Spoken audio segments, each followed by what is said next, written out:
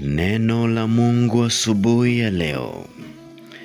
Wakorintho wa pili sura ya 9 mstari wa 7.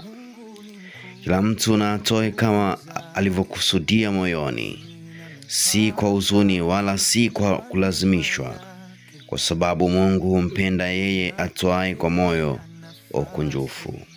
Bwana Yesu asifiwe. Leo tunayo shuhuda ya kuishi siku ya leo. Ni siku nzuri ambayo Mungu anaenda fanya jambo kwa ajili yako. Wala usijikatie tamaa wala usijihuzunikie, kwa sababu wewe ni mshindi. Leo Mungu anasema na sisi kwa habari ya sadaka. Nisikudanganye, hakuna baraka yote unaweza kupata kwa Mungu kama hujatoa. Hakuna mahali popote ambako Mungu hajaongelea kwa habari ya kutoa. Unatakiwa utoe ndipo ubarikiwe.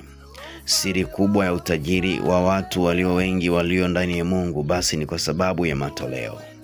Pale ambapo unatoa, maana yake unafungua milango ya Mungu pamoja na madirisha ya kukumiminia wewe baraka. Unavyojinyima kutoa, ndivyo ambavyo unachelewa kufikia kwenye hatima ya utajiri wako.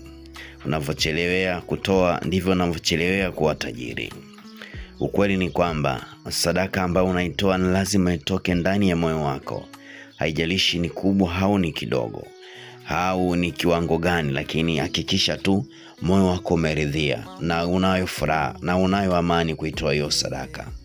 Usitoe ili kuwafurahisha wengine, usitoe ili wengine wakuone unacho zaidi au hauna, bali utoe kwa sababu moyo wako umetaka utoe kwa kiwango na kiasi hicho ambacho unatoa.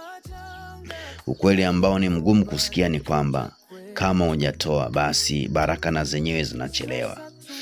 Haijalishi una kipato gani, lakini jifunze kutoa, kwani kwa kutoa kwako ndipo unapofungua milango ya kubarikiwa.